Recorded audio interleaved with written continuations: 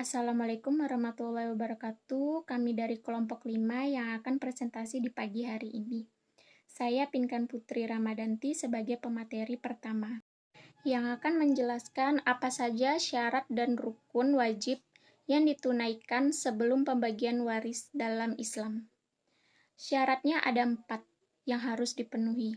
Yang pertama, matinya orang yang mewariskan kematian orang yang mewariskannya harus bisa dibuktikan, baik dengan pemeriksaan teliti, terdapat saksi, hingga diberitakan sudah meninggal dari pihak yang dapat dipercaya.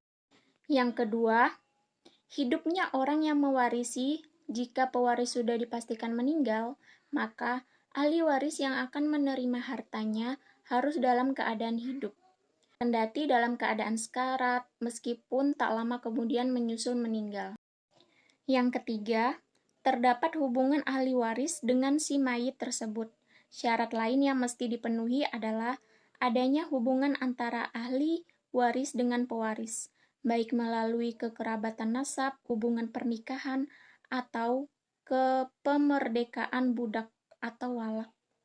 Yang keempat, satu alasan yang menetapkan seseorang bisa mendapatkan warisan secara rinci. Syarat terakhir ini ditetapkan oleh hakim untuk menunjukkan bahwa seseorang adalah ahli waris yang berhak menerima warisan dari pewaris atau tidak. Pernyataan saja tidak cukup kecuali terdapat alasan pewaris yang masuk akal. Adapun rukun yang ditunaikan sebelum pembagian waris. Rukun waris sama dengan persoalan-persoalan lainnya. Waris juga memiliki beberapa rukun yang harus dipenuhi. Sebab jika tidak dipenuhi salah satu rukun tersebut, harta waris tidak dapat dibagikan kepada para ahli waris. Untuk menghindari hal tersebut, hukum waris yang dilansir dari Rumaiso, berikut rukun warisnya. Yang pertama, orang yang mewariskan atau secara Islam disebut al-muwarith. Dalam hal ini, orang yang telah meninggal dunia yang berhak mewariskan harta bendanya. Yang kedua, orang yang mewarisi atau al-warits, yaitu orang yang memiliki ikatan keluarga dengan mayit tersebut, berdasarkan sebab-sebab yang menjadikannya sebagai orang yang bisa diwarisi.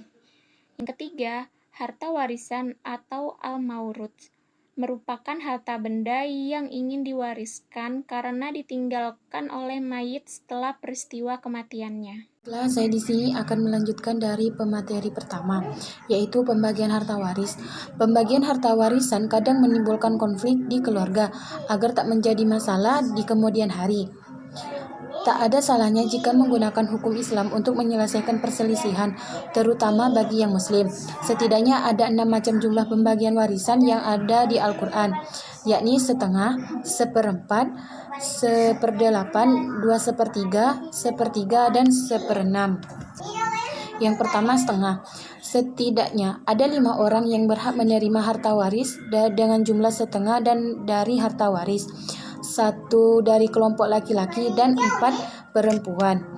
Mereka disebut juga dengan asbabul furud, meliputi suami, anak perempuan, cucu perempuan keturunan anak laki-laki, saudara kandung perempuan, dan saudara perempuan seayah. 2/4. Mereka yang berhak mendapatkan 1/4 dari harta peninggalan ada 2 orang, yakni suami atau istri. 3/8. Dari sederajat ahbabul furud yang berhak menerima warisan, jumlah 1/8 diberikan hanya ke satu pihak, yakni istri. Ia akan menerima 1/8 harta suami bila sang suami memiliki anak atau cucu baik lahir dari rahimnya maupun istri lainnya. Yang keempat, 2/3. Ahli waris yang berhak mendapatkan 2/3 harta terdiri dari 4 orang. Mereka semuanya adalah wanita, meliputi anak kandung, cucu perempuan, keturunan anak laki-laki, lalu saudara kandung perempuan dan saudara perempuan seayah. 5/3. Kelompok asbabul furud yang berhak mendapatkan 1/3 warisan adalah ibu dan 2 saudara, baik laki-laki maupun perempuan yang satu ibu. Yang keenam, 1/4. Islam juga mengatur kelompok orang menerima 1/4 warisan. Ada 7 orang.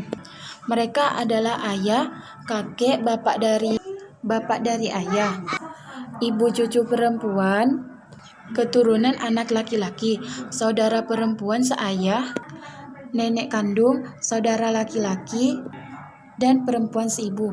Sekian, terima kasih. Wassalamualaikum warahmatullahi wabarakatuh.